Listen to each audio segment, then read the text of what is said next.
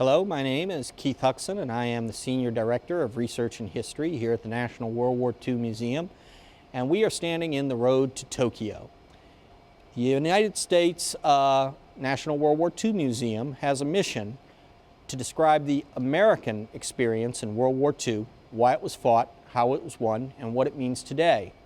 And our Campaigns of Courage Pavilion that we're standing in, featuring the road to Berlin and the road to Tokyo, describe how the United States won World War II.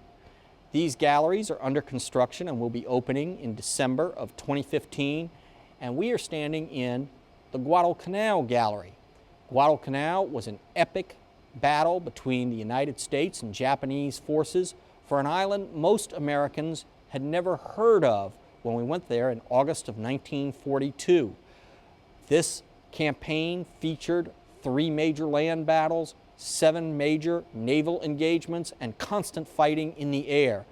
In the end, both sides faced starvation at times, but the United States is in fact going to win out and be able to start to move across the Pacific Islands against our enemy, Imperial Japan. Visitors here will discover much more than just the Guadalcanal Gallery. To get to Guadalcanal, they'll discover how the United States had to fight a new naval warfare across the battles of Coral Sea, Midway, and others, fought through aircraft carriers, submarines, and aircraft. They'll discover the special nature of fighting in the jungles of Asia, Southeast Asia, and across the Pacific Islands. They'll discover also the distinct nature of the Japanese enemy that we faced as we move beyond Guadalcanal to other places familiar to Americans with World War II history, such as Tarawa, Saipan.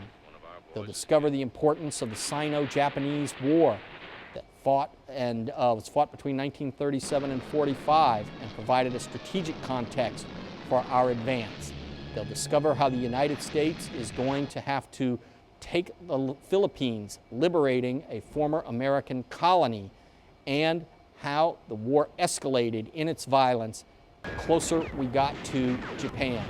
At Iwo Jima and Okinawa, savage, horrific violence is going to take place across different terrible environments, once again, ranging all the way from jungles to coral reefs and seas, and of course, they will discover how the war ended in our last gallery, Downfall, which is going to see the nuclear age ushered in, completing the World War II combat story.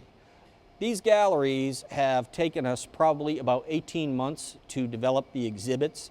A good rule of thumb that our board of directors has established is that if you financially look at what it costs to build one of these buildings, double the amount financially, and that's what it costs to put these exhibits inside of them. Virtually costs as much as the building itself.